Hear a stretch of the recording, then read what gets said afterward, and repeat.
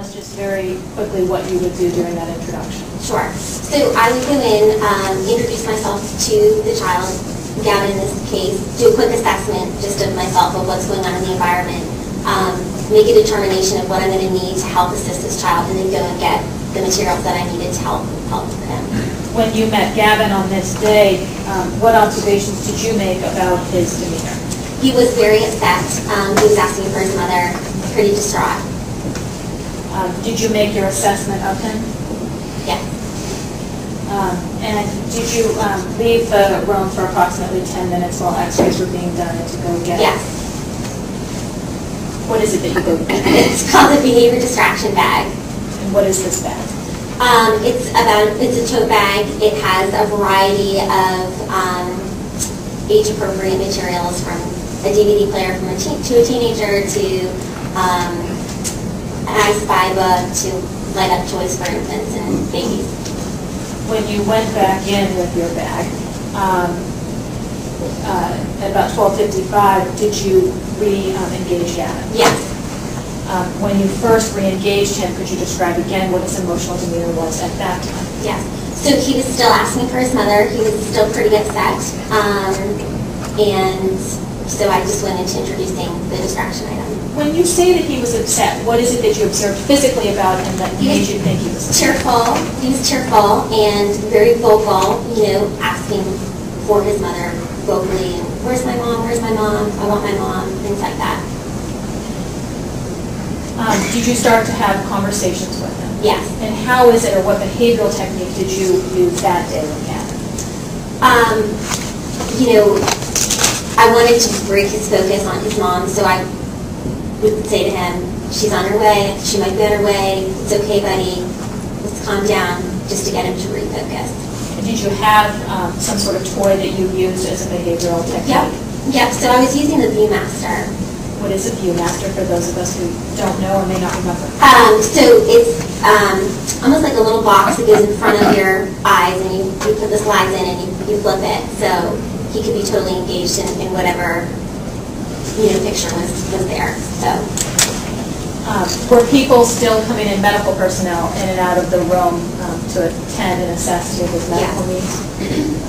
While you were talking to Gavin and distracting him with the Viewmaster, did his demeanor change at all? Yes, so he was intermittently distracted and asking for his mother. So the Viewmaster would be up in front of his face, and I'd say, "What are you seeing there, buddy?" And he'd tell me, and we'd go through a couple slides. He'd say, "Where's my mom?" We re-engage and engage. So this happened several times over the course of our interaction.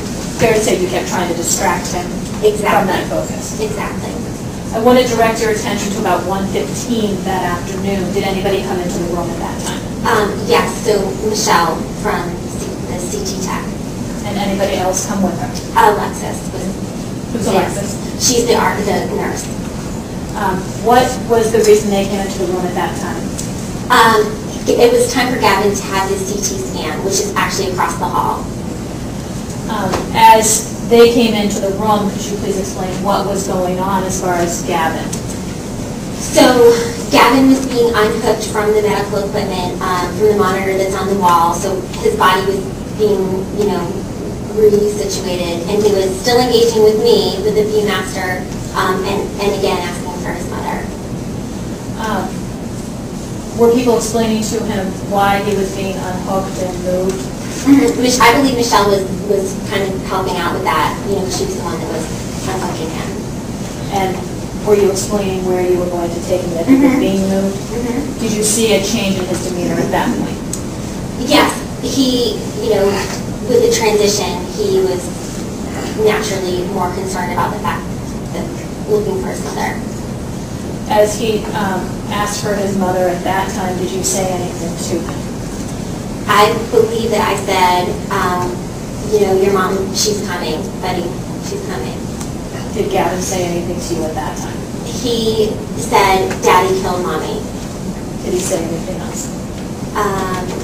There was blood everywhere. What did you do at that point? I looked to Alexis and Michelle in terms of recognition. We all heard that, and I re-engaged Gavin in the Viewmaster. Again, to distract him? Yes. What happened at that point with regards to Gavin? We transitioned him over into the CT scanner. What does that mean? So we unlocked the stretcher and we started rolling it, across the hall. Can you describe what the CT room is like? Yep. So the CT room is a rectangle room. It's very low light, relatively dark in there. It's very cold, and there's a big CT machine that's kind of diagonal in the room. What does the CT machine look like?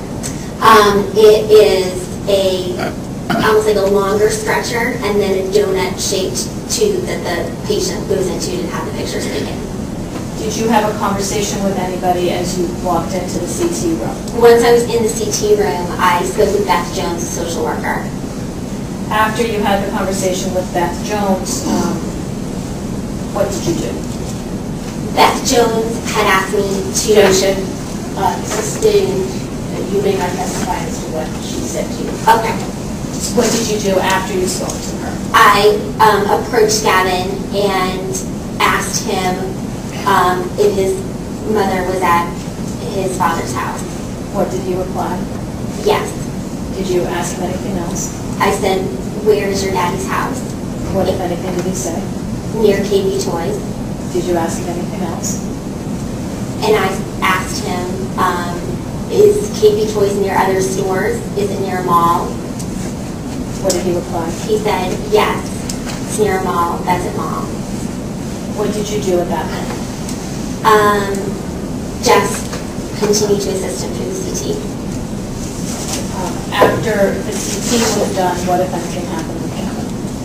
We transitioned him back into the trauma room, and I set him up with a lead.